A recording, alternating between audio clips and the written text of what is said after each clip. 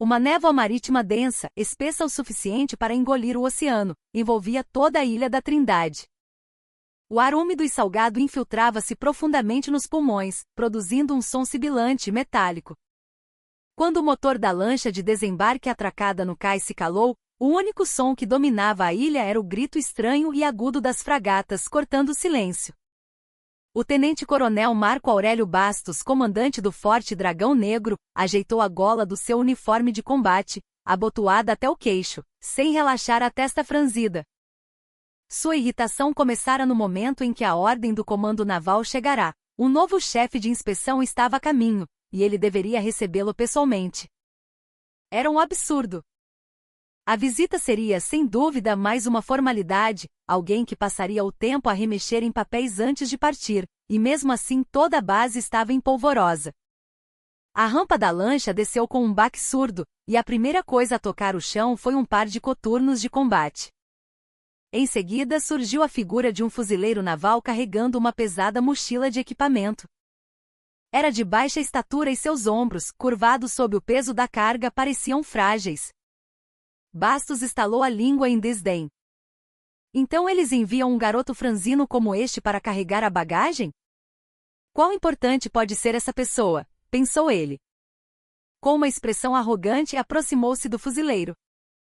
Ei, você! A voz de Bastos era grave e autoritária, capaz de cortar a névoa do cais. O soldado levantou a cabeça. Sob os cabelos molhados de suor, seu rosto era jovem, mas o olhar era tão profundo e calmo quanto a própria névoa do mar. Bastos não gostou daquele olhar. Onde está o meu superior?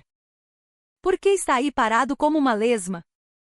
Acha que esta ilha é algum tipo de resort de luxo? Ele deu umas pancadinhas no ombro do soldado com o dedo. Era um gesto de claro desprezo e humilhação. O fuzileiro não disse nada, apenas encarou os olhos de Bastos. Em seu olhar não havia medo nem submissão, mas a observação fria de um analista. Maldito insolente! Bastos engoliu um palavrão e baixou ainda mais a voz. Não ouviu? Estou a perguntar pelo meu superior, o novo chefe de inspeção. Deve estar enjoado dentro do barco. Vá na frente, eu o arrasto para fora se for preciso. Nesse momento, outra figura emergiu de trás do fuzileiro. O major, que parecia ser um ajudante de ordens, bateu uma continência rígida para Bastos. Comando. Comandante, obrigado por nos receber. Sou o Major Ricardo Alves, ajudante de ordens da chefe de inspeção. Bastos nem sequer olhou para o Major Alves, apenas apontou com o queixo para o soldado carregador. Sim, bom trabalho. Mas por que este seu colega é tão calado? Não responde ao que pergunto. A disciplina dele está em falta. Ele é da sua unidade? Treine-o direito. O rosto do Major Alves empalideceu instantaneamente. Ele olhou sem saber o que fazer, alternadamente para o soldado e para Bastos. Foi então que o fuzileiro, que até então permanecerá em silêncio, finalmente abriu a boca. Sua voz era surpreendentemente clara e firme. Eu irei pessoalmente. O quê? Retrucou Bastos. O soldado, lentamente, mas com movimentos perfeitamente controlados, baixou a mochila dos ombros. Em seguida virou-se para Bastos e prestou continência formalmente. Comando. Coronel Ana Júlia Monteiro, chefe de inspeção do Comando do Corpo de Fuzileiros Navais. A partir de hoje, iniciarei uma avaliação detalhada do Forte Dragão Negro. O ar no cais congelou. Os olhos de Bastos arregalaram-se em choque. A pessoa diante dele, baixa, jovem, a quem ele tratara como mero carregador, era a chefe de inspeção do comando. E uma coronel. Sua mente ficou em branco. Foi o momento em que uma profunda cicatriz foi gravada no orgulho do homem que governava o Forte Dragão Negro como seu reino particular. O nome Coronel Ana Júlia Monteiro era desconhecido, mas o choque de ser uma mulher era ainda maior. Ele ouvirá rumores sobre uma das poucas mulheres na história do Corpo de Fuzileiros a comandar unidades de combate, mas nunca imaginou que a encontraria pessoalmente, e desta forma. Ana Júlia passou por Bastos, que estava petrificado como uma estátua, e dirigiu-se ao veículo de comando que a esperava no cais. Seu olhar já varria a paisagem do porto, as expressões dos soldados, as instalações decrépitas, coletando informações. A falta de educação do primeiro encontro não tinha importância para ela. Pelo contrário, era apenas o primeiro dado para avaliar a personalidade de Marco Aurélio Bastos e a realidade daquela base. Para ela, a guerra já havia começado. Uma guerra silenciosa, mas mais feroz do que qualquer canhão. Bastos, recuperando-se tardiamente, seguiu-a com o rosto endurecido. Em seus ouvidos, o grito das fragatas ecoava de forma sinistra, como se estivessem a zombar dele. A névoa não mostrava sinais de se dissipar. A sala de controle do Forte Dragão Negro estava carregada com uma tensão sufocante. Com todos os oficiais da base alinhados, o tenente-coronel Bastos, com uma expressão rígida, conduzia a apresentação sobre a situação da unidade. Sua voz era intimidadora como sempre, mas ele não conseguia esconder um tremor sutil. Sentada na cadeira principal, a coronel Ana Júlia Monteiro, de braços cruzados, observava o ecrã em silêncio. O seu silêncio pesava sobre a sala de reuniões mais do que qualquer repreensão. A apresentação foi impecável. Todos os números e estatísticas eram excelentes, e os resultados dos treinos ostentavam o mais alto nível do comando. No papel, o Forte Dragão Negro era uma fortaleza de aço, uma unidade invencível. Bastos, ao virar a última página, suspirou aliviado por dentro. Com isto, a inspeção formal passaria sem problemas. Ele olhou para Ana Júlia com uma expressão confiante e disse: "Com isto, concluo o relatório de situação do Forte Dragão Negro. Como pode ver, a nossa unidade está pronta para lutar e vencer a qualquer momento." Todos os olhares na sala se voltaram para Ana Júlia. Ela lentamente descruzou os braços e levantou-se.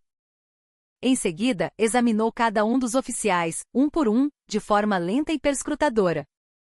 O seu olhar parecia um raio-x, perfurando os uniformes e as patentes para sondar o íntimo de cada um.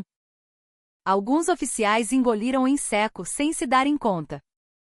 Um relatório excelente, comandante. A primeira observação de Ana Júlia foi surpreendentemente suave. Um leve sorriso formou-se no rosto de Bastos. No entanto, a frase seguinte despedaçou seu sorriso. "Mas isto não passa de um monte de papel. Números podem ser fabricados e relatórios podem ser embelezados." Um silêncio gelado instalou-se. Ana Júlia continuou, passando lentamente os dedos pela mesa de reuniões. "Não vim a esta ilha para verificar documentos. Vim para diagnosticar a alma desta unidade. O brilho nos vossos olhos, a forma como os soldados caminham, o cheiro da comida no refeitório, até mesmo o odor dos banheiros. Tudo isso é o verdadeiro relatório que me diz o estado desta base." Ela olhou diretamente para Bastos e declarou: "A partir de agora iniciarei uma avaliação detalhada do Forte Dragão Negro. Ignorarei os procedimentos e formalidades estabelecidos. Verei o que quero ver e ouvirei o que quero ouvir. Comandante, cumpra as suas funções de comandante e não imponha qualquer restrição às minhas atividades. Esta é a minha autoridade e a minha ordem como chefe de inspeção." Os músculos do rosto de Bastos contraíram-se de forma feia. Uma forasteira invadira o seu reino, e ainda por cima, uma mulher, declarando diante dele que iria reescrever as leis do seu domínio. Diante dos seus subordinados, a sua autoridade fora completamente negada. Ele cerrou os punhos com força. A dor das unhas a cravarem-se na palma da mão mal conseguiu conter a sua raiva. "Entendido. Cooperarei ativamente com as atividades de inspeção", respondeu ele, rangendo os dentes. Ana Júlia acenou com a cabeça satisfeita e saiu da sala. O seu destino não era o centro de comando, mas sim o alojamento mais antigo e decrépito. Uma decisão que ninguém esperava. O seu ajudante, Major Alves, seguiu-a perplexo, mas ela não lhe deu atenção. O alojamento antigo cheirava a uma mistura de mofo úmido e suor que agredia o nariz. Ela abriu os armários dos soldados, um por um. Coturnos gastos, fotografias de família, desenhos amadores. Ela absorveu tudo com os olhos. Então, no canto do armário de um soldado, encontrou um caderno velho. Estava preenchido com anotações densas. Não era um diário. Era o registro desesperado de sobrevivência de um jovem soldado, documentando as datas das injustiças, o conteúdo dos abusos e os nomes dos agressores, organizados por data. Ana Júlia fechou o caderno silenciosamente e colocou-o de volta no lugar. O seu olhar brilhava frio como gelo. A verdadeira alma da unidade, escondida por trás dos documentos, a sua face apodrecida, começava a revelar-se pela primeira vez. A inspeção da Coronel Monteiro era imprevisível. Ela não seguia um cronograma definido. Podia aparecer de surpresa na chamada da madrugada e, ao meio-dia, invadir a cozinha para conferir os registros de alimentos. À noite, sob o pretexto de fazer a ronda, visitava os postos de sentinela e conversava a sós com os soldados de serviço. Seus movimentos eram fantasmagóricos, e Bastos e seus homens suavam para tentar descobrir onde ela estava e o que fazia. Contudo, o Forte Dragão Negro era um castelo sólido que Bastos construíra ao longo de anos. Os oficiais moviam-se de forma coordenada para bloquear o acesso de Ana Júlia. Se ela tentava ficar a sós com um soldado, um oficial aparecia por acaso para interromper a conversa. Se ela pedia documentos, eram-lhe entregues imediatamente papéis perfeitos e habilmente manipulados. Os soldados, como se tivessem combinado, mantinham a boca fechada. Em seus olhos havia uma mistura de resignação e medo. O terror, aprendido ao longo de muito tempo, era mais forte que a autoridade de uma coronel vinda do comando. Um dia, Ana Júlia anunciou que iria inspecionar a caixa de sugestões e reclamações. A velha caixa de metal em frente ao quartel-general estava coberta por uma espessa camada de poeira. Bastos entregou-lhe a chave com confiança. Ele sabia que ninguém depositava cartas ali. Como pode ver, nossos soldados não têm queixas. Estamos todos unidos por um só coração e um só propósito, disse Bastos, triunfante. Ana Júlia abriu a caixa sem dizer uma palavra. Estava vazia.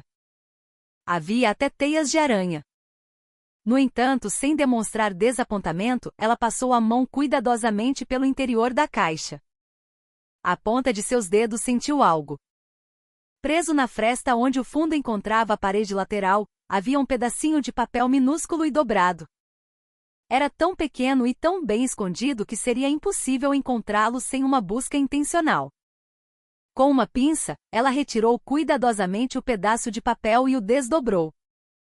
Nele, escrita a lápis com força, havia uma única frase, atrás do refeitório, no depósito. Os porcos comem demais. O olhar de Ana Júlia tornou-se cortante. Porcos. A gíria militar para soldados corruptos que desviavam mantimentos. Aquilo não era uma simples queixa, era uma denúncia interna feita com risco de vida. Ela guardou o bilhete silenciosamente no bolso e fechou a caixa como se nada tivesse acontecido. Está limpa. A manutenção está em dia. Ela sorriu levemente para Bastos. Ele sentiu um frio sinistro naquele sorriso. Naquela noite, Ana Júlia deu uma ordem secreta ao Major Ricardo Alves. Deveria investigar os registros de entrada e saída de alimentos dos últimos meses, a lista real de ingredientes que chegavam à base e os registros de transações de fornecedores dos restaurantes civis perto da base, na cidade costeira de Vitória. A primeira fissura finalmente começava a aparecer no gigantesco cartel de silêncio. Ana Júlia pretendia explorar implacavelmente essa pequena fissura até derrubar o castelo inteiro.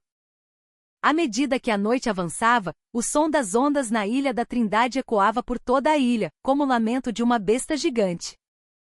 Nas primeiras horas da madrugada, antes mesmo que a escuridão cedesse, a cozinha do Forte Dragão Negro já estava em plena atividade. O vapor subia das enormes panelas e o som de facas a cortar ecoava nas tábuas. Mas a atmosfera naquele dia era visivelmente diferente. O rosto dos cozinheiros estava tenso, e os olhos do oficial de suprimentos que os comandava moviam-se com ansiedade. Foi nesse momento que a coronel Ana Júlia Monteiro apareceu na cozinha sem aviso prévio. Com as mangas do uniforme de combate arregaçadas, ela entrou a passos largos. Sua chegada fez com que todos parassem por um instante. O oficial de suprimentos correu para saudá-la. Comando. Chefe de inspeção. O que a traz aqui a esta hora? Vim ver o que estão a preparar para o café da manhã. O que os nossos valentes fuzileiros vão comer hoje? Perguntou Ana Júlia com naturalidade, enquanto examinava o cardápio. O cardápio indicava sopa de carne com legumes, ovos mexidos e pão com manteiga. Ela acenou com a cabeça e aproximou-se da enorme panela de sopa. Sem hesitar, pegou uma concha e serviu-se de uma tigela. No caldo ralo flutuavam alguns pedaços de batata e umas gotas de gordura, mas não havia vestígio de carne. Sopa de carne, mas parece que a carne resolveu tirar o dia de folga, disse Ana Júlia em voz baixa. O rosto do oficial de suprimentos ficou pálido. Ela pousou a tigela e dirigiu-se ao depósito de alimentos. O oficial tentou desesperadamente bloquear-lhe o caminho. Senhora Coronel, o depósito está em arrumação, está uma desordem. Posso mostrar-lhe os documentos. Saia da frente, a voz de Ana Júlia era fria como uma lâmina. Pressionado pela sua autoridade, o oficial recuou hesitante. No momento em que a porta do depósito se abriu, um cheiro nauseabundo invadiu o ar. Num canto estavam empilhados alimentos com o prazo de validade vencido e no outro, uma quantidade visivelmente menor de mantimentos do que o registrado. Ana Júlia começou a comparar o inventário do depósito com os dados que o Major Alves havia compilado durante a noite. Nos registros constava a entrada diária da quantidade regulamentar de carne e vegetais frescos, mas o que restava no depósito era carne congelada de baixa qualidade e vegetais prestes a apodrecer. Para onde foram os ingredientes de qualidade? Onde foram usadas as caixas de picanha suína que saíram ontem à noite? Pelo que sei, o jantar de ontem foi frango ensopado, perguntou Ana Júlia, incisiva. O oficial de suprimento suava profusamente e não conseguia dizer uma palavra. Nesse exato momento, ouviu-se um tumulto do lado de fora. O tenente-coronel Bastos, informado da situação, chegou correndo com uma expressão furiosa. Chefe de inspeção. Que comportamento desrespeitoso é este? Invadir a área sem o devido processo e intimidar os meus subordinados é um claro abuso de autoridade, gritou Bastos. Mas Ana Júlia nem piscou ao encará-lo. Abuso de autoridade?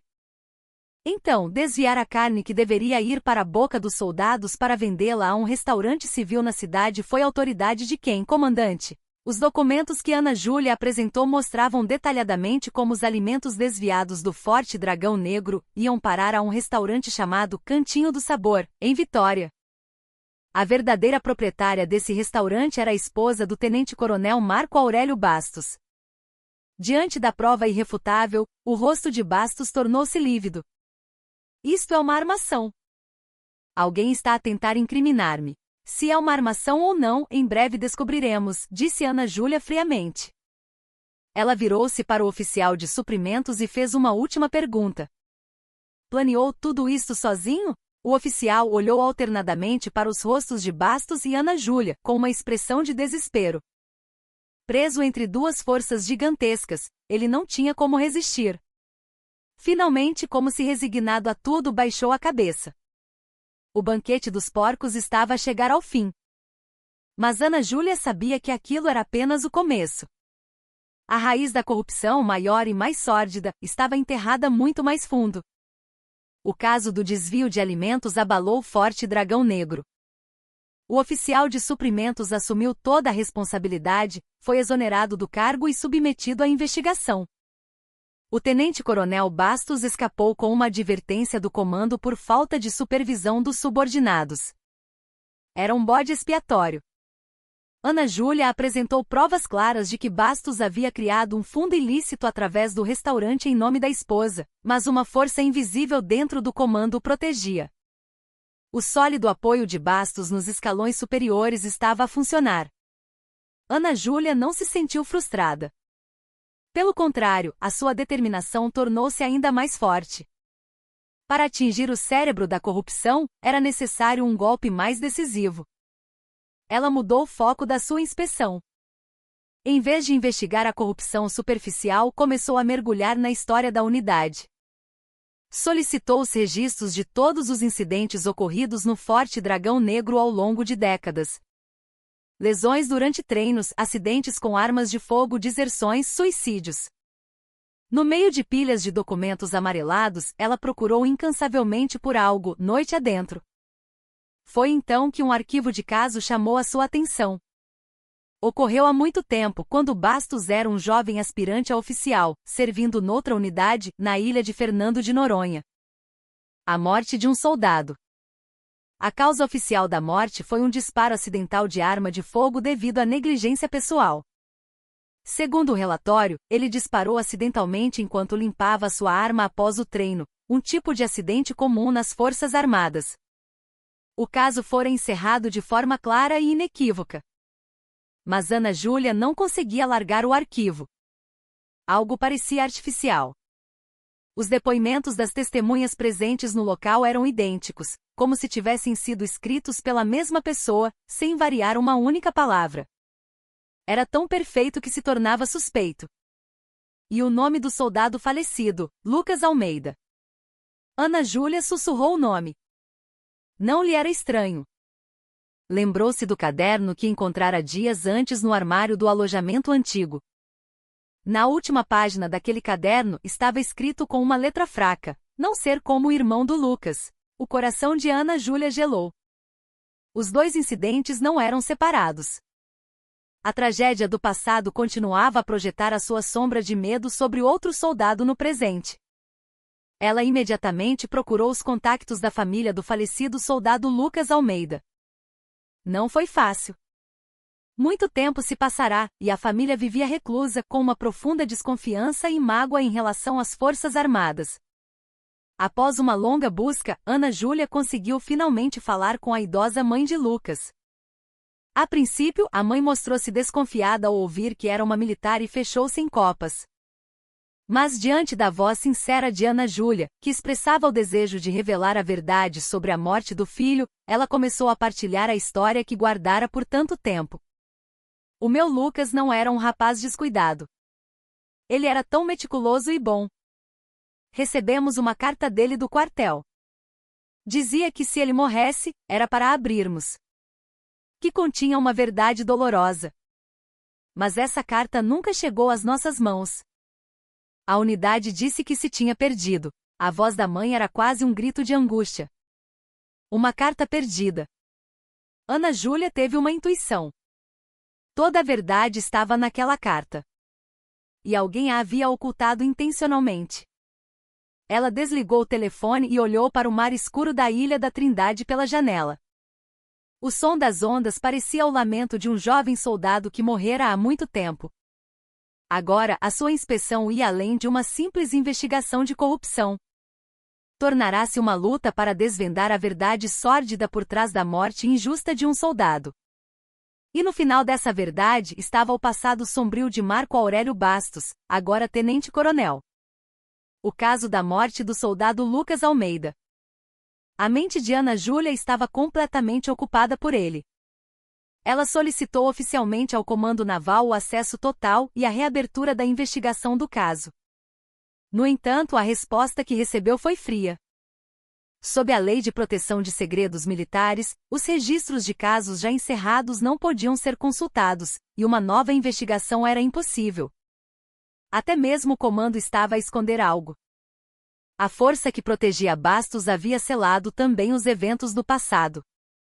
Ana Júlia não recuou.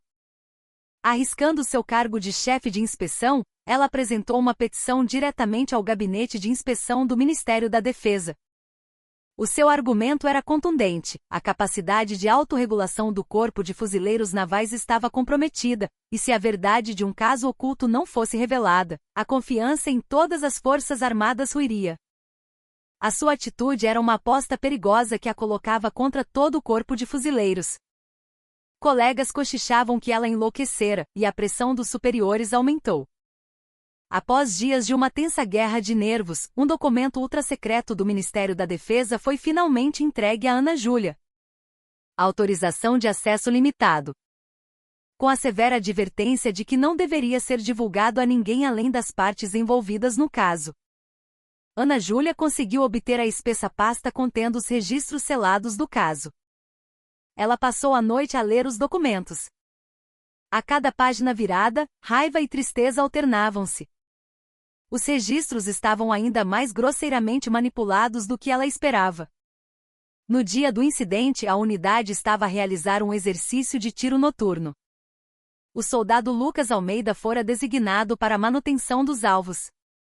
Durante o treino, uma chuva torrencial começou a cair de repente, e o exercício foi interrompido abruptamente. O relatório afirmava que o soldado Almeida não ouviu a ordem de retirada e, ficando para trás sozinho para limpar a sua arma, sofreu o acidente. No entanto, Ana Júlia encontrou inconsistências por toda parte. O oficial no comando no local era o aspirante Marco Aurélio Bastos. Por que ele deixou um soldado para trás no meio de uma tempestade? Como a ordem de retirada foi transmitida? Os depoimentos das testemunhas afirmavam que Bastos deu a ordem de retirada verbalmente e que todos ouviram. Mas seria possível uma transmissão verbal eficaz num campo de tiro noturno, debaixo de uma chuva torrencial? Por que os registros de rádio estavam em falta? A dúvida mais crucial estava no relatório da autópsia. A causa da morte do soldado fora uma perfuração na cabeça por disparo de arma de fogo. No entanto, no final do parecer do médico legista, havia uma nota adicional, escrita em letras muito pequenas: ausência de resíduo de pólvora na mão da vítima. Esta era uma prova conclusiva que significava que a probabilidade de ele ter disparado a arma contra si mesmo era extremamente baixa. Alguém havia minimizado intencionalmente este facto crucial e escondido-o num canto do relatório. No meio da papelada, Ana Júlia encontrou uma velha fotografia a preto e branco. A cena do crime. Um jovem soldado caído no chão de terra enlameado pela chuva. Ao lado dele, um jovem aspirante Bastos com uma expressão atordoada. Ana Júlia olhou fixamente para os olhos de Bastos na fotografia. Neles não havia tristeza ou choque, mas um extremo desassossego e medo. Ele estava a esconder algo. Um erro fatal ou uma verdade terrível. Ana Júlia fechou a pasta. A maioria das peças do quebra-cabeças estava agora no lugar. Faltava apenas encontrar uma testemunha viva que pudesse contar a verdade daquele dia. Ela abriu a lista do pessoal da unidade daquela época. Dezenas de nomes. Alguém entre eles certamente saberia o que realmente aconteceu no campo de tiro naquela noite de tempestade. A lista de pessoal anexada aos registros do caso forneceu a Ana Júlia uma nova pista. Ela começou a rastrear os endereços dos reservistas da lista, um por um. A maioria deles havia se estabelecido na sociedade e vivia vidas comuns. Ana Júlia tentou contatá-los, mas a reação foi fria. Eles hesitavam em falar sobre os seus dias no exército, e quando o nome do soldado Lucas Almeida era mencionado, desligavam o telefone como se tivessem combinado. Uma pressão invisível ou um trauma antigo selava-lhes os lábios. Sem desistir, Ana Júlia focou-se no último nome da lista. Carlos Ferreira. Na época, ele era colega de quarto do soldado Lucas Almeida. Seu endereço era numa pequena cidade portuária não muito longe de Vitória. Ana Júlia tirou uma licença e foi discretamente procurá-lo. Carlos Ferreira trabalhava como cozinheiro num pequeno restaurante de frutos do mar no porto.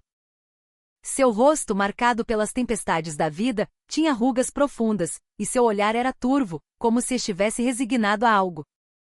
Quando Ana Júlia se apresentou como chefe de inspeção do Corpo de Fuzileiros Navais, a faca que ele segurava caiu no chão. Por que agora? Por que está a remexer nisso de novo? A voz de Carlos tremia violentamente. Ele recuou, desconfiado de Ana Júlia. Quero perguntar sobre a morte do soldado Lucas Almeida. Quero saber a verdade daquele dia. A verdade? Não existe verdade. Foi apenas um acidente. É o que todos nós sabemos, e é assim que temos de viver. Carlos balançou a cabeça com veemência. Ana Júlia olhou-o diretamente nos olhos e disse: Senhor Carlos, o que pesa mais? O sentimento de culpa que carregará para o resto da vida, ou a coragem momentânea de dizer a verdade? Os amigos mortos não podem falar. Agora é a vez dos vivos falarem. As palavras sinceras de Ana Júlia fizeram o olhar de Carlos vacilar. Ele hesitou por um longo tempo e finalmente, como se desmoronasse, sentou-se e abriu a caixa de Pandora das memórias que guardara por tanto tempo. Naquela noite, o campo de tiro era um caos. Com a chuva repentina, todos se apressaram a retirar-se em pânico. O aspirante Bastos entrou em pânico e não conseguiu dar a ordem de retirada adequadamente. Os soldados correram para os alojamentos para se salvarem. Foi então que alguém gritou que o Lucas, que tinha ido verificar os alvos, ainda não tinha voltado. Mas o aspirante Bastos ignorou. Pensou com complacência que ele voltaria logo. Ele nem sequer verificou a contagem dos homens e encerrou a situação apressadamente. Quando todos estavam a aquecer-se nos alojamentos encharcados, perceberam tardiamente que Lucas não havia retornado. Só então a busca começou e pouco depois ele foi encontrado, um corpo frio, na lama do campo de tiro. O Lucas. O Lucas morreu por causa do aspirante Bastos. Foi uma clara falha de comando. Mas a unidade culpou o Lucas por tudo. Ameaçaram-nos para mantermos a boca fechada e forçaram-nos a assinar depoimentos idênticos. Disseram que se resistíssemos, a nossa vida militar acabaria. Éramos muito jovens e tínhamos muito medo, disse Carlos, a soluçar. O seu testemunho confirmou tudo que Ana Júlia havia deduzido. Mas não era suficiente. Podia provar a negligência de Bastos, mas não o assassinato. Há mais uma coisa, continuou Carlos com a voz trêmula. Dias antes de morrer, o Lucas deu-me uma carta. Dizia que tinha visto o aspirante Bastos a desviar material da base. Era uma carta que ele ia enviar ao comando por uma questão de consciência. Pediu-me que, se algo lhe acontecesse, eu revelasse esta carta ao mundo. Eu tinha a carta. Mas depois que o Lucas morreu, fiquei com tanto medo que a queimei. Eu matei o meu amigo 2 vezes. Carlos chorou convulsivamente. Ana Júlia afagou-lhe o ombro em silêncio. O soldado Lucas Almeida não foi vítima de um simples acidente. Ele foi uma testemunha da corrupção de um oficial e um denunciante que morreu ao tentar revelar a verdade. A negligência de Bastos não foi um simples erro, mas uma omissão deliberada para encobrir os seus próprios crimes. E a carta supostamente perdida. Ana Júlia teve um pressentimento. A carta talvez não tivesse desaparecido nas mãos de Carlos. Era possível que Bastos tivesse agido primeiro. Agora todas as setas apontavam para um único homem, Marco Aurélio Bastos. Com o testemunho de Carlos Ferreira em mãos, Ana Júlia regressou à Trindade. Agora, ela possuía uma arma poderosa para encurralar Bastos. Mas não se apressou. Jogar a carta cedo demais daria a Bastos a oportunidade de escapar novamente com a sua astúcia. Ela esperou, afiando a sua lâmina para o momento decisivo. Enquanto isso, Bastos, sentindo que os movimentos de Ana Júlia eram suspeitos, foi tomado por uma ansiedade extrema. Desde o escândalo dos alimentos, Ana Júlia havia reduzido as suas inspeções e passava os dias trancada no seu quarto, a analisar documentos. A calmaria antes da tempestade. Para Bastos, esse silêncio era a maior das ameaças. Ele pressentiu que ela estava a investigar o seu passado, especialmente o caso do soldado Lucas Almeida. Bastos decidiu agir primeiro. Num evento memorial com toda a base presente, ele mencionou o nome do soldado Lucas Almeida e derramou lágrimas. Há muito tempo, por descuido meu, perdi um subordinado querido. Soldado Lucas Almeida. Ele permanece como uma ferida incurável no meu coração. Vivi toda a minha vida a expiar a culpa daquele dia. E para garantir que tal tragédia nunca se repita, comandei os meus homens com mais cuidado do que a minha própria vida. A sua atuação foi perfeita. Os soldados comoveram-se com a imagem de um comandante respeitado, atormentado pela dor de perder um subordinado, e os oficiais olharam-no com admiração. Ao admitir abertamente a sua falha e mostrar remorso, ele neutralizou preventivamente as suspeitas que Ana Júlia poderia levantar, transformando-se de culpado em vítima numa manobra astuta. Ana Júlia observou a cena de longe com um sorriso frio. Lágrimas de crocodilo. Ele estava a usar até o nome de um soldado morto para encobrir o seu crime. Naquela noite, Bastos contatou secretamente Carlos Ferreira. Ele já tinha colocado homens a vigiar e sabia que Ana Júlia e Carlos se haviam encontrado. Convidou Carlos para um restaurante isolado perto do Porto de Vitória. Há quanto tempo, soldado? Ou devo dizer, patrão, disse Bastos com um sorriso desprezível, atirando um envelope com dinheiro para cima da mesa à frente de Carlos. Use isto para expandir o seu negócio. E a partir de agora é melhor esquecer o passado. Não crie problemas desnecessários. Entendido? Era uma ameaça e um suborno claros. Carlos baixou a cabeça, a tremer de medo. Quando Bastos se preparava para sair, a porta do restaurante abriu-se e Ana Júlia apareceu. Na sua mão, havia um pequeno gravador. Coação de testemunha e tentativa de destruição de provas, Tenente-Coronel Bastos. Acaba de adicionar mais um crime à sua lista. O rosto de Bastos ficou lívido. Ele tinha caído na armadilha de Ana Júlia. O que é isto? Escuta ilegal. Ilegal? Entre a sua tentativa de silenciar o fantasma de um soldado morto com dinheiro e a minha tentativa de revelar a verdade, qual diria que é mais ilegal? Ana Júlia olhou-o nos olhos, sem baixar a mão que segurava o gravador. Dizem que um rato encurralado morde o gato. Um brilho assassino surgiu nos olhos de Bastos. Ele cerrou os punhos, pronto para atacar Ana Júlia. Nesse preciso momento, a polícia naval, que estava de emboscada ao redor do restaurante, invadiu o local e imobilizou Bastos. Tenente-Coronel Marco Aurélio Bastos está preso em flagrante por tentativa de destruição de provas e coação. As algemas frias fecharam-se nos seus pulsos. O dragão que reinava sobre todos no seu reino caía de forma tão inglória. Mas os seus crimes ainda não haviam sido todos revelados. A verdade mais terrível ainda estava escondida na escuridão. Com a prisão de Bastos, o forte dragão negro mergulhou no caos. O cartel de silêncio que ele construíra começou a desmoronar lentamente. Os oficiais que, sob a sua proteção, haviam cometido todo tipo de crimes, temiam que as suas próprias transgressões fossem expostas e começaram a desconfiar e a atacar-se uns aos outros. Ana Júlia não perdeu a oportunidade. Ela interrogou intensivamente os homens de confiança de Bastos, aumentando a pressão. O testemunho decisivo veio do braço direito de Bastos, o chefe de operações. Em troca de uma pena reduzida, ele confessou tudo. Toda a verdade sobre a noite em que o soldado Lucas Almeida morreu. Segundo o chefe de operações, após descobrir o desvio de material por parte do aspirante Bastos, o soldado Almeida confrontou e aconselhou-o a confessar. Mas Bastos, em vez disso, ameaçou-o para que ele se calasse. Naquela noite, durante o exercício de tiro, quando a chuva começou a cair, Bastos viu uma oportunidade. Ele deliberadamente não transmitiu a ordem de retirada corretamente, isolando o soldado no campo de tiro. Era um plano covarde para o intimidar e silenciá-lo. No entanto, ao contrário das suas expectativas, o soldado Almeida não cedeu. No campo de tiro isolado, uma violenta luta física eclodiu entre os dois. No processo, Bastos arrancou a arma do soldado e disparou contra ele. O som do tiro foi abafado pela chuva. Em pânico por ter matado um soldado com as próprias mãos, Bastos começou a encenar a cena do crime. Colocou a arma na mão de Lucas, fazendo parecer um suicídio ou um acidente.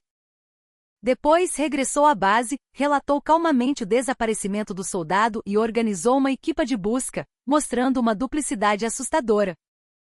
Com todos os testemunhos em mãos, Ana Júlia confrontou Bastos na sala de interrogatório. Ele ainda negava as acusações, alegando ser vítima de uma injustiça. O chefe de operações confessou tudo. Como você levou o soldado Lucas Almeida à morte, como manipulou a cena do crime e enganou a todos, disse Ana Júlia friamente. O rosto de Bastos endureceu por um momento, mas logo ele desdenhou. Ele está apenas a tentar salvar-se, a atirar-me para debaixo do autocarro. Tem provas? Tem provas de que eu matei alguém? Ana Júlia, em silêncio, colocou um documento à sua frente. Era uma carta velha e amarelada pela chuva, que estava presa no antigo arquivo do caso. A última carta que o soldado Lucas Almeida tentou enviar à sua mãe, mas não conseguiu. A mesma carta que Carlos Ferreira testemunhou ter queimado. Como é que isto está aqui? A voz de Bastos tremeu como a de uma cabra. Seus olhos estavam fixos na carta, incapazes de se desviar. Consta no relatório que foi encontrada durante a arrumação do armário do soldado Almeida. Mas você não entregou esta carta à família e escondeu-a secretamente no arquivo do caso. Por quê? Porque esta carta continha a denúncia dos seus crimes. Você levou o soldado à morte para se livrar desta carta e escondeu-a nas profundezas do arquivo para destruir as provas. Ana Júlia levantou a carta. Esta carta é a peça final do quebra-cabeças que prova o seu motivo para matar o soldado Lucas Almeida. Todas as defesas de Bastos ruíram. Ele não conseguiu mais encontrar desculpas. O peso do pecado que o oprimia há décadas manifestou-se no seu rosto. Ele caiu sobre a mesa, soltando um choro monstruoso. Não era um choro de arrependimento ou remorso. Era o rugido de desespero de quem sabia que tudo tinha acabado. O seu castelo de mentiras, construído sobre a vida de um jovem soldado e décadas de encobrimento, finalmente desabou diante de uma velha carta. A confissão de Bastos revelou toda a verdade. Ele foi acusado de homicídio por negligência, destruição de provas, abuso de poder, peculato e homicídio qualificado, entre muitos outros crimes, e levado a um tribunal militar. Todas as suas ilegalidades e abusos no Forte Dragão Negro foram expostos, e muitos oficiais envolvidos com ele também enfrentaram a justiça. O Forte Dragão Negro foi submetido a uma reestruturação drástica, quase uma dissolução, e todo o corpo de fuzileiros navais foi abalado pelo pior escândalo da sua história. Ana Júlia, tendo concluído a sua missão de inspeção, preparava-se para deixar a Ilha da Trindade. Mas antes de partir, tinha uma última tarefa a cumprir. Com a carta antiga na mão, ela foi visitar a mãe do soldado Lucas Almeida. A mãe vivia sozinha numa pequena vila de pescadores com vista para o mar. A mão da mãe, ao receber a última carta do filho que Ana Júlia lhe entregou, tremia incessantemente. Ela pegou nos seus óculos de leitura e leu, palavra por palavra, o último vestígio do seu filho. A carta falava da sua preocupação com a saúde da mãe, dos planos simples que queria fazer com ela quando tirasse licença, e da angústia que sentia pela injustiça que testemunhara. Mãe, aqui eu vi a justiça em que sempre acreditei desmoronar. Mas não vou ficar em silêncio. Acredito que corrigir o que está errado é o verdadeiro caminho de um fuzileiro naval. Mesmo que eu siga um caminho um pouco assustador, por favor, acredite que o seu filho fez uma escolha da qual não se envergonhará. Depois de ler a carta, a mãe apenas chorou em silêncio. Por décadas ela viverá com o peso da culpa, acreditando que a morte do filho fora sua responsabilidade. Só agora ela compreendia quão corajoso e justo seu filho tinha sido. Agora o nome do meu filho está limpo. Agora ele pode descansar em paz. A mãe agarrou a mão de Ana Júlia e chorou convulsivamente. Ana Júlia apenas afagou-lhe as costas. Nenhuma palavra de consolo poderia substituir aquela dor profunda. No dia seguinte, Ana Júlia foi ao mar com a mãe. A mãe segurava a urna com as cinzas do filho. Após décadas, ela finalmente receberá os restos mortais do seu filho das Forças Armadas.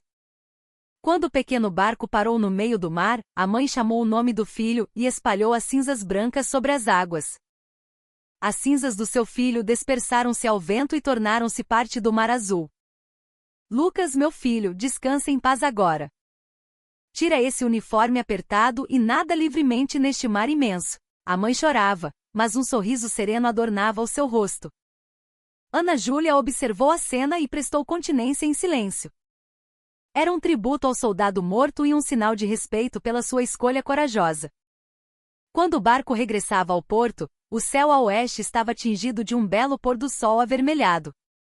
Parecia um sinal de que o sacrifício de uma jovem alma não fora em vão, que a sua morte se tornará um alicerce para um mundo melhor. Ana Júlia olhou para o crepúsculo e gravou mais uma vez a sua missão no coração.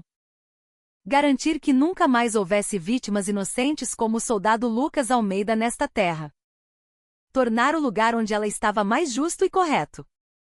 Essa era a razão pela qual ela vestia o uniforme e o caminho que deveria seguir. O caso do Forte Dragão Negro foi um furacão que abalou todo o corpo de fuzileiros navais. não terminou com a condenação de Bastos e seus cúmplices. O Ministério da Defesa ordenou uma inspeção massiva em todas as forças armadas, e os abusos nos quartéis e a corrupção dos comandantes, profundamente enraizados, vieram à tona. Muitas estrelas foram exoneradas, e a cadeia de corrupção dentro das forças armadas, que parecia inabalável, revelou a sua face sórdida. Ana Júlia estava no centro de toda essa mudança. O seu nome tornou-se um símbolo dentro do corpo de fuzileiros. Para alguns, era um objeto de medo, para outros, a esperança de reforma. Após o seu regresso ao comando, ela não teve descanso. Liderou um comitê para a inovação da cultura dos quartéis, dedicando-se a criar mecanismos institucionais para corrigir os problemas que ela própria vivenciara e desvendara. A primeira coisa que mudou foi a caixa de sugestões e reclamações. Acabou com o sistema antigo, que não garantia o anonimato e reportava diretamente ao comandante. Em vez disso, introduziu um sistema de denúncia online, gerido diretamente pelo Gabinete de Inspeção do Comando. Agora, os soldados podiam denunciar abusos a qualquer hora e em qualquer lugar, sem se preocuparem com a exposição da sua identidade. A princípio, os soldados estavam céticos, mas ao verem que as denúncias eram investigadas imediatamente e os agressores punidos, começaram gradualmente a abrir os seus corações. Dezenas de novas ondas de denúncias chegavam ao gabinete de inspeção todos os dias. A mudança gerou resistência. Alguns comandantes que desfrutavam de conforto na ordem estabelecida, sabotaram a reforma de Ana Júlia a cada passo. Acusaram-na de ser uma divisionista que quebrava a harmonia da organização, ou alguém que manchava a honra do corpo de fuzileiros para sua própria fama. Isolada e alvo de calúnias, Ana Júlia por vezes mergulhava em profundas dúvidas. Um dia, uma carta escrita à mão foi entregue no seu escritório. O remetente era um soldado comum do Forte Dragão Negro. O dono do caderno de sobrevivência que ela encontrara no armário do alojamento antigo. Para a Coronel Ana Júlia. Antes da sua chegada, a base era um inferno para mim. Todas as noites, antes de dormir, eu rezava para que a manhã seguinte não chegasse. Mas a senhora ouviu a nossa voz e trouxe à luz a verdade que estava escondida na escuridão. Agora não temos mais medo. Ganhamos a coragem de dizer que o injusto é injusto. Para que esta onda de mudança que a senhora iniciou não pare, nós também faremos o nosso melhor nas nossas posições. Muito obrigado, de coração. Ana Júlia leu a carta e chorou em silêncio. A razão pela qual ela lutara, e pela qual continuaria a lutar, estava naquela carta. Ela não estava sozinha. A pequena onda que ela iniciará transformará-se numa onda maior nos corações de inúmeros soldados anônimos que lutavam ao seu lado.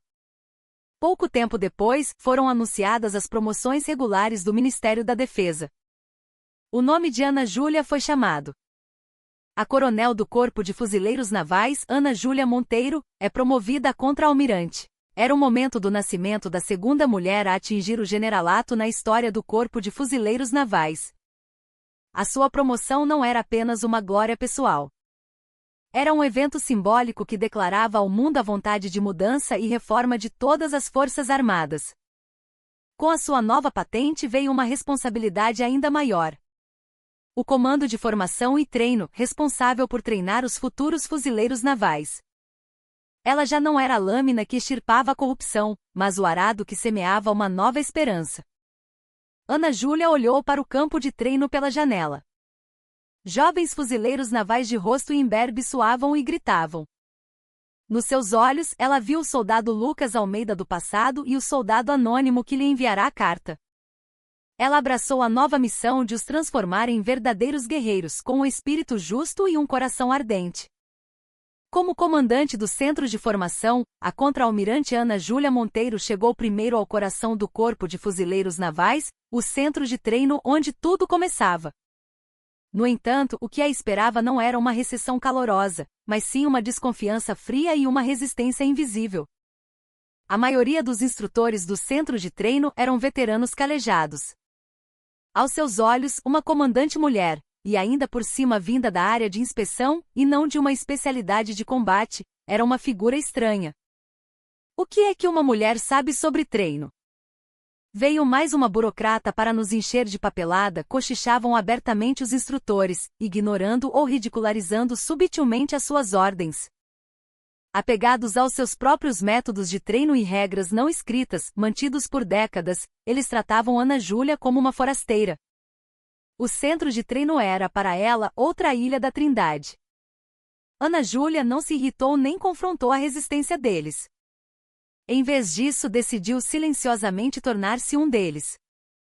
Em vez de ficar no seu gabinete a receber relatórios, vestiu o mesmo uniforme de combate que os recrutas e foi para o campo de treino. Rastejou na lama com eles, cantou hinos militares até ficar rouca. Fez marchas de montanha com equipamento completo, lado a lado com os recrutas, e até carregou o fuzil do recruta mais exausto para correr ao seu lado. A princípio, os instrutores zombaram das suas ações, considerando-as um espetáculo para as aparências. Desdenharam, dizendo que ela desistiria em poucos dias. Mas Ana Júlia não parou. Os seus coturnos ficaram gastos, o seu rosto coberto de pó e suor. O seu corpo era esguio, mas a força de vontade de aço que emanava dela era mais forte do que a de qualquer instrutor veterano. Um dia, durante o notório e extenuante treino de combate em terreno acidentado, um recruta, exausto, não conseguiu mais mover-se a meio de uma encosta íngreme. O instrutor responsável gritou-lhe insultos, ordenando que se levantasse. Seu mole! Se desistes aqui, em combate real estás morto. Aguenta com força de vontade. Foi então que Ana Júlia subiu a encosta num instante. Ela deu umas pancadinhas no ombro do recruta caído e ofereceu-lhe o seu cantil. Está tudo bem. Recupera o fôlego e começa de novo. Desde que não desistas, já venceste. E então, por trás do recruta, ela começou a empurrá-lo, subindo a encosta com ele. Quando chegaram ao topo, o seu rosto e corpo estavam cobertos de suor e lama, mas os seus olhos brilhavam como aço polido. Todos os recrutas e instrutores que observavam a cena ficaram sem palavras. O instrutor que gritara os insultos aproximou-se, com uma expressão envergonhada, e prestou continência a Ana Júlia. Comandante, as minhas desculpas. Fui imprudente. Ana Júlia deu-lhe uma palmada no ombro e disse: a nossa missão não é criar monstros, mas sim guerreiros. A verdadeira força nasce do encorajamento, não da humilhação. A partir desse dia, a atmosfera no centro de treino começou a mudar gradualmente. Os instrutores deixaram de a ver como uma mulher ou uma forasteira. Viram a imagem de uma verdadeira comandante, a rastejar na lama com eles. Começaram a reconhecê-la como a sua comandante. Ela não usou autoridade, mas ação, não ordens, mas o exemplo para abrir as portas da fortaleza que era o centro de treino. Um novo vento de comunicação e respeito começou a soprar no centro de treino, antes mergulhado em métodos antiquados e autoritários. No Tribunal Militar, realizou-se o julgamento de Marco Aurélio Bastos. Ele foi considerado culpado de todas as acusações e condenado à pena máxima. A sua vida como militar terminou com uma baixa desonrosa. Mas o veredito da lei não significou o fim de tudo. As cicatrizes que ele deixou eram demasiado profundas e vívidas. Após o julgamento, Ana Júlia visitou Bastos na prisão militar. Vestido com o uniforme de prisioneiro, ele era uma pessoa completamente diferente. A figura autoritária que outrora comandará o forte dragão negro desaparecera, restando apenas o olhar vazio de um derrotado que perderá tudo. Por que veio? Veio para se regozijar com a minha desgraça, disse Bastos com uma voz carregada de ódio. Ana Júlia olhou-o em silêncio. Não vim para o perdoar. Vim para perguntar uma coisa. Alguma vez sentiu um verdadeiro remorso? Pelo soldado Lucas Almeida e pelos inúmeros soldados que sofreram por sua causa? Já sentiu pena por eles? Bastos ficou em silêncio por um longo tempo. Olhando para o céu cinzento lá fora, ele disse, como se falasse para si mesmo: arrependo-me. Arrependo-me de ter subestimado uma mulher como você. Arrependo-me de não ter acabado com aquele Carlos Ferreira. Arrependo-me de não ter destruído aquela carta. Arrependo-me de tudo. Da sua boca não saiu remorso, mas apenas lamento pelo seu próprio fracasso. Até o último momento ele não admitiu a sua culpa. A sua alma, corroída pela ganância e pelo egoísmo, estava irremediavelmente danificada. Ana Júlia não disse mais nada e levantou-se. Deixou uma última frase. Que tipo de pai o seu filho se lembrará que você foi? Com estas palavras, o olhar de Bastos vacilou violentamente pela primeira vez. O seu único ponto fraco, o seu último resquício de orgulho. Ele desejava que o seu filho não vivesse como ele. Ana Júlia deixou-o com o seu olhar vacilante e saiu da sala de visitas. Talvez a maior punição para ele não fosse passar o resto da vida na prisão, mas ser lembrado como um pai vergonhoso, incapaz de encarar o filho para sempre. Enquanto isso, Carlos Ferreira, de volta à vida civil, ainda não conseguia superar o trauma do passado. Tinha pesadelos todas as noites e era atormentado pela culpa. Ana Júlia procurou-o, ajudou-o a obter tratamento psicológico e encorajou-o a começar uma nova vida. Você não é um criminoso. Você foi uma testemunha corajosa. Largue o fardo do passado e viva a sua vida. É isso que o soldado Lucas Almeida no céu também desejaria. Com a ajuda de Ana Júlia, Carlos foi recuperando gradualmente a estabilidade. No seu restaurante, criou um pequeno espaço memorial. Colocou uma fotografia do soldado Lucas Almeida e os doces de que ele gostava. Todos os dias ali ele honrava a memória do amigo e encontrava coragem para continuar a viver. A cicatriz deixada por Bastos nunca desapareceria. Mas os que ficaram tinham de cuidar dessa ferida, lembrá-la e lutar para que a mesma tragédia não se repetisse. Era o dever dos vivos para com os mortos. A reforma da contra-almirante Ana Júlia, promovida e nomeada comandante do Centro de Formação, parecia estar a correr bem. A sua sinceridade prevaleceu, e o centro de treino mudou gradualmente para melhor. Mas o que se interpunha no seu caminho não eram apenas as práticas antiquadas dentro do centro.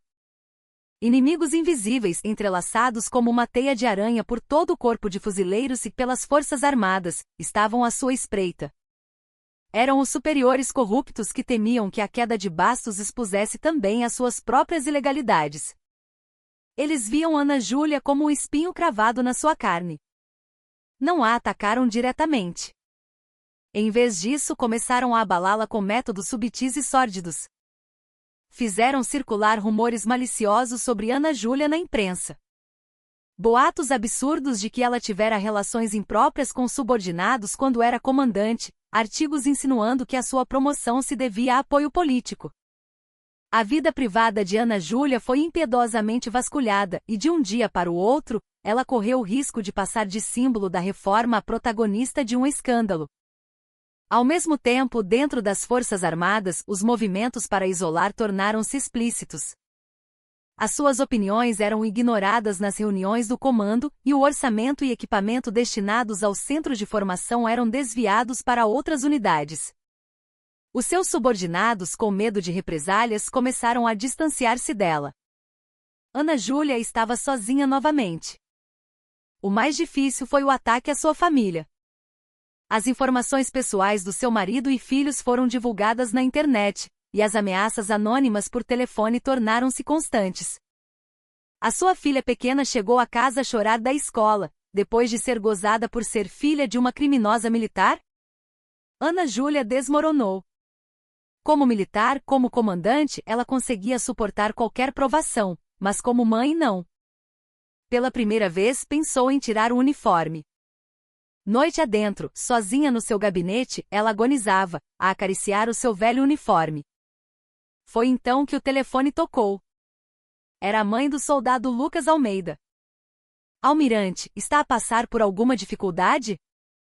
Ouvi umas coisas mais nas notícias e fiquei preocupada. Com a voz calorosa da mãe, Ana Júlia finalmente desabou em lágrimas.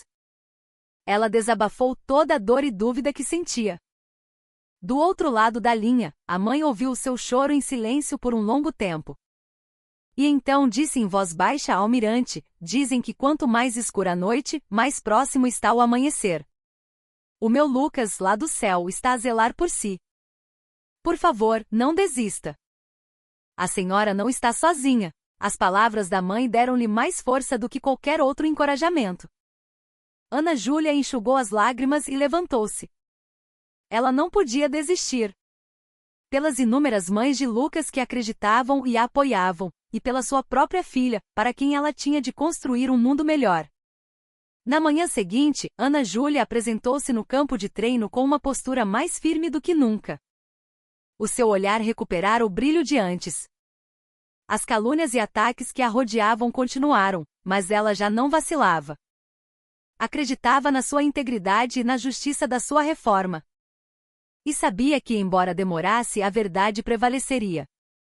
A luta contra os inimigos invisíveis estava apenas a começar. E ela não recuaria nesta longa e solitária batalha. Os ataques dos inimigos invisíveis contra Ana Júlia foram implacáveis, mas no final, não conseguiram quebrar a força da verdade. Foi revelado por um denunciante interno consciencioso, que por trás das forças que a caluniavam estavam os mais altos generais ligados ao caso de Bastos. As Forças Armadas passaram por mais uma enorme convulsão, e as últimas raízes da corrupção foram arrancadas. A liderança de Ana Júlia, que superou todas as adversidades, tornou-se ainda mais sólida. O tempo passou, e realizou-se a cerimônia de formatura da primeira turma sob o comando de Ana Júlia no centro de formação. Nos rostos dos novos fuzileiros navais alinhados no pátio, transbordavam confiança e orgulho. Não era o olhar de medo, forjado na violência e na injustiça do passado. Era o olhar orgulhoso de quem superou seus próprios limites e se tornou um verdadeiro guerreiro. Ana Júlia subiu ao pódio e começou seu discurso. Hoje, não vos direi para serem os fuzileiros mais fortes. Em vez disso, quero que sejam os fuzileiros mais justos. A verdadeira força não vem da força bruta, mas da coragem de resistir à injustiça. Vem de um coração caloroso que não ignora a dor de um camarada. O mundo que enfrentarão após a vossa colocação pode, por vezes, ser injusto e difícil. Nesses momentos, lembrem-se do suor e das lágrimas deste centro de treino. Vocês não são meras armas, mas o escudo vivo que protege o coração do Brasil e a própria justiça. Quando seu discurso terminou, o pátio explodiu em aplausos e vivas estrondosos. Os recrutas demonstraram um respeito sincero pela sua comandante. Após a cerimônia, um recruta aproximou-se de Ana Júlia e entregou-lhe uma carta amarfanhada. Obrigado, comandante. Graças a si, tenho orgulho de ser um fuzileiro naval. Ana Júlia abriu a carta. Nela, com uma caligrafia desajeitada, estava escrito: Eu sou natural da Ilha da Trindade, onde ficava o antigo Forte Dragão Negro. Na minha infância, os fuzileiros que eu vi eram um objeto de medo. Mas ao ver a senhora, comecei a sonhar um novo sonho.